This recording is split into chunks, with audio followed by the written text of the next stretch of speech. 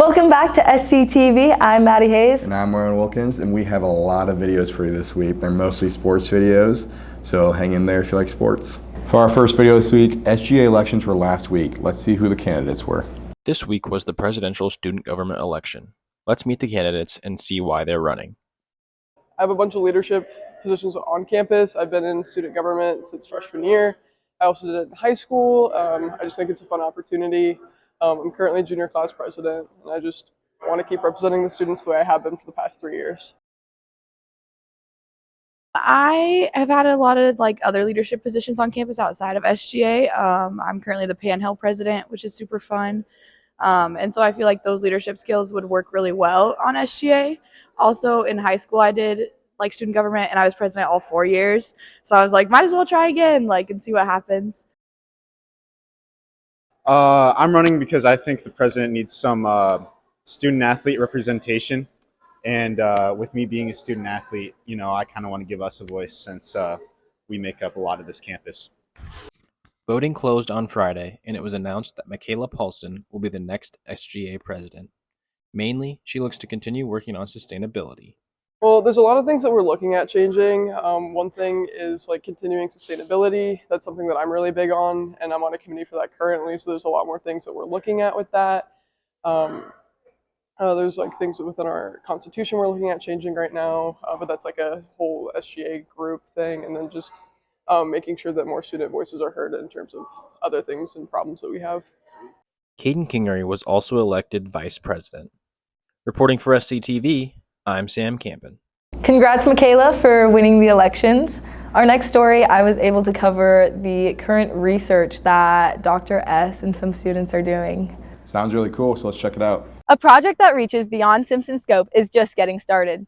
Collaborating with NASA to study the effects of gravity on tetrahymena. So we're specifically looking at cell growth, cell division, and how these organisms can be used in space to enhance our understanding of gravity. We could actually send these cells up to the lunar mission. And the reason it becomes really relevant in space is when you have people who are going up, living in space, how does exposure to substances in their environment affect their respiratory system? This project came to life with a NASA Research Seed grant of over $30,000. So far, it's been so many little steps just to get to where we are now, starting to get data. And so really understanding how the process works. It's a completely different experience. I mean, the different things in the lab, they're even making the boxes for the chambers. We are trying to figure out how to attach the light to grow the cells. So it's all very new. We are building everything from scratch. We are literally using super glue and plastic we bought on Amazon and duct tape to construct the experimental setup. The lab is in Carver and relies heavily on partnership. If you just see the way everyone's interacting with each other, it's just such a fun lab. I enjoy it so much. Working with Lena, Paul, and Maddie has been the best part. We really mesh well. We collaborate very well together, and it's a really fun experience being able to do a cool science project with some close friends of mine. We are collaborating with NASA scientists, and there's so much to learn from them. They are so cool. Space exploration is obviously going to be something that's really important in the future. These are just steps of this organism and increasing our understanding in general. These students are tackling a project that's never been done before. For SCTV, I'm Maddie Hays. Well, those students seem way too smart for me, so congrats to them. Yeah, and working with NASA, that's incredible. Our next section is Would You Rather, and Aaron here has the question. All right, so the Would You Rather this week is, would you rather wear the same 5 pairs of clothes for the rest of your life every week, or have to wear a new pair of clothes every single day? Do I have to pay for the clothing? Nope, clothing's free. Okay, I'd have to go with the different outfit every day. But you could run out of style. You have to switch styles every so often. I still think that would be better off. I would agree. That sounds a lot more fun. Now moving on to sports. Let's start the sports section off with the away games this past week. Men's wrestling traveled to Wartburg, losing their duel 56-0. Women and men's cross country traveled to the NCAA Midwest Regionals, placing 15th and 12th. Women's soccer played in the first and second round of the NCAA D3 tournament. They won the first round 2-1 and lost the second round 5-1. Women's wrestling also had multiple duels last Sunday, winning 3 of the 5. As many of you may know, women's soccer made it to nationals this past week. We have a video leading up to that moment. The Simpson College women's soccer program has been on the rise, and now they're making it to the national tournament for the second year in a row. And Simpson rounds out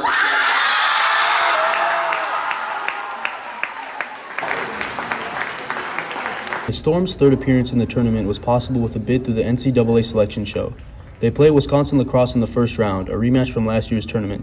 With a record of 14-3-2 thus far, Simpson's players have repeatedly accredited their success to their team culture. We have a super positive team culture that helps us build each other up. Have built up such like a strong culture, and this year our theme has been all in, and I think that all of the players have really bought in.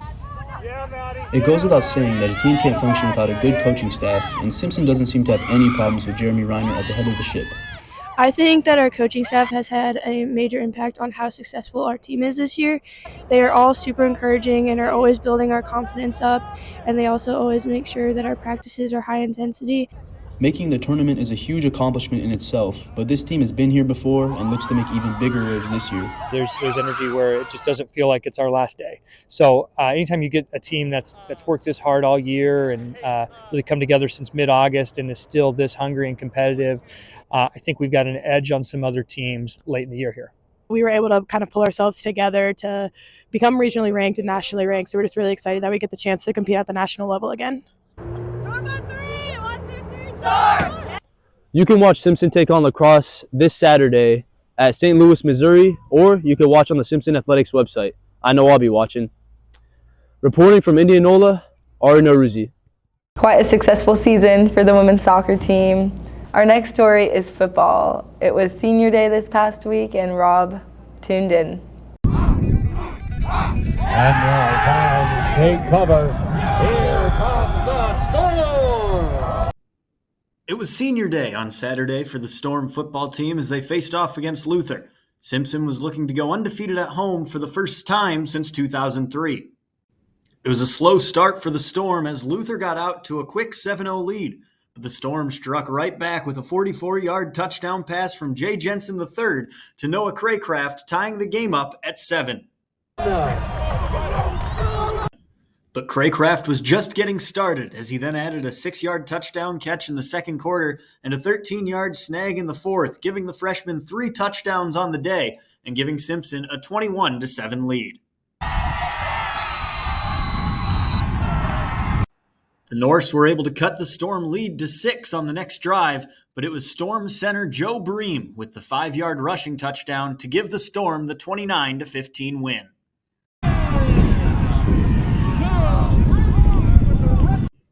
This win brought the Storm's final record to 5-5 on the season, their best record since 2018. With SCTV, I'm Rob Howes. Congrats to the football team to win their last game of the season. On to our next story, wrestling had their first duel of the season here at home. Let's check it out. The Simpsons men's wrestling team had a tough matchup this week against Cornell on Friday, November 15th. Cornell ended up taking down the men's team with a final team score of 49 to Simpsons 0. Just because Simpson ended up losing the meet, that does not mean the wrestlers performed poorly. Many of them still had plenty of good takedowns, like Isaiah Burney with this extremely tough takedown.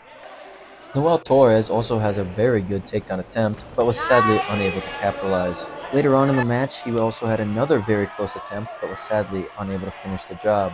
Torres did sadly suffer a leg injury later on in his duel, which caused him to be pinned, but was luckily able to walk off the mat.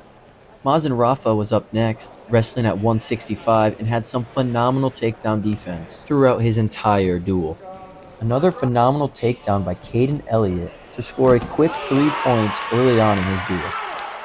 Later on in Elliott's duel, he showed some phenomenal takedown defense, preventing Cornell from scoring more points. Elliott was having a phenomenal night of defense, dodging multiple takedown attempts, but was sadly unable to take the lead. Elliott's final score in his match was 10-5, bringing Cornell's team score to 28 to Simpson's 0. Trace Gomet had a very tough matchup and was sadly unable to pull through for the Storm, finalizing Cornell's team score at 49 and Simpson 0. For SCTV, I'm Jack Perkins. For our next story, basketball has had a few games. Let's just see season preview and how they've been doing. Hey there, I hope you enjoy this basketball highlight preview for the start of the Simpson Storm season. The first game was on November 10th when there was a final buzzer beater in the last seconds for Simpson Storm to win the game. What a way to start the season. Now, this is the second game on November 15th. This was the home opener for the Simpson Storm, and this was a very close game. They kept fighting against Augsburg. It was a very aggressive game and a good game from the three-point line from the Simpson, going close to 50% from deep. The second half comeback just fell a little short at their home opener. The next game was the next day, November 16th, versus a nationally ranked St. John's. The first half was a very tight. Then St. John's pulled away after the second. The leaders for the Augsburg game was Caden Riemeyer with 14 points and Marcus Harpert with 13 points. And Bo Hudson leading the Storm with 50% from three. And Caden Riemeyer leading the Simpson Storm with offensive and defensive rebounds. For SCTV, I'm Eldred.